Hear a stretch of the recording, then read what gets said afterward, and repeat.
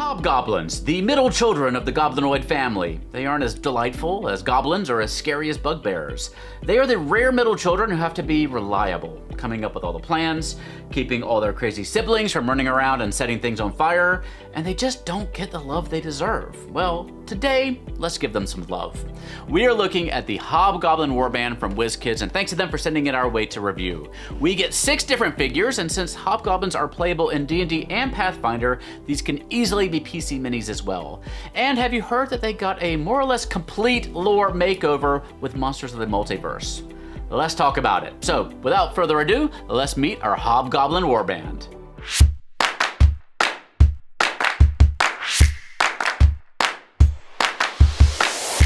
Before we jump in, if you're looking for a new game to enjoy in the new year, check out Shift from our sponsor Hit Point Press.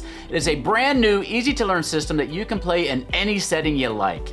Every roll of the die is dramatic because it can affect everything going forward. It is such a fun, innovative new system. I have gotten to play it, and you can too for free right now with their free quick start guide and sample adventure. Check out Shift from Hit Point Press today using the link below the video. We're starting out with 2 generic hobgoblins, here wielding a longsword and the other one a bow. PC rules for playing a hobgoblin can be found in Monsters of the Multiverse, which gave us that new take on them.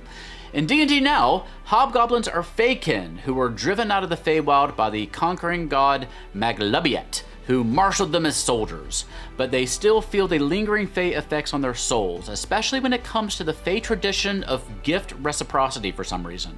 As a Hobgoblin PC, you can use the help action as a bonus action a certain number of times per long rest, and at 3rd level, your uses of the help action with this trait gain other special abilities.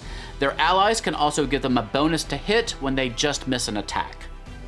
Next up is the Hobgoblin Devastator, a Hobgoblin caster who will wreck things with spells like Fireball, Fly, Fog Cloud, and Lightning Bolt. It can also exclude its allies from area of effect spells and has a Force Bolt it can use repeatedly to knock foes prone with no save. Their CR4 stat block is also in Monsters of the Multiverse. This is probably my favorite mini in the set. This unique looking Hobgoblin is called an Iron Shadow. They're martial artists who serve Fey and mortal courts as secret police, scouts, and assassins. Using unarmed fighting techniques and shadow magic, they can jump in and out of close combat in shadowed areas, unloading 4 unarmed attacks per round or 4 dart throws. They also have misdirection magic, including Disguise Self, Minor Illusion, and Silent Image. They have a CR2 stat block. The Hobgoblin Captain here is from the Monster Manual. It is a CR3 creature that focuses more on those military leadership traits that were more of the Hobgoblin focus before the revamp. They have a leadership ability that allows other Hobgoblin allies nearby to make extra attacks with bonuses, and they also deal more damage when working with allies. At CR6, we have the Hobgoblin Warlord, the highest ranking Hobgoblin in the set. They have similar abilities to the Captain, plus a parry reaction, and just generally better stats and gear, including that nice shield with which he can bash his foes to the ground. This is another killer looking mini, great for a PC or maybe a mid-boss. I have to be honest, I haven't wrapped my head around the new Fey take on the Goblinoids in general and Hobgoblins in particular. They do try to say that this Fey trait of reciprocity is what makes them such good soldiers, with vast Hobgoblin legions out there famed for their loyalty, so that aspect of them still remains. If you've played a Hobgoblin since Monsters of the Multiverse revamp, I'd love to hear how you handle their new origin in your roleplay.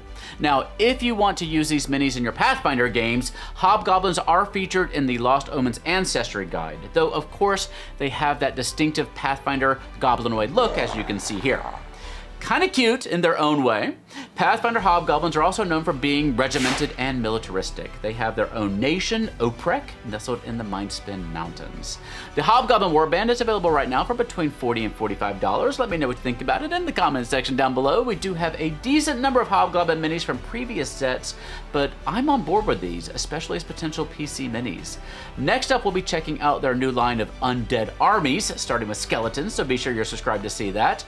And leaving us a like helps us out tremendously. Don't forget to check out Ship from Hit Point Press using our links below. You can also pre-order some Kobold plushies over at koboldplush.com. And you can always follow along with all our exploits on TikTok, Facebook, Instagram, and Mastodon. For now, stay safe. Stay safe. Have fun. Love each other. And I will see you next time at the Gallant Goblin.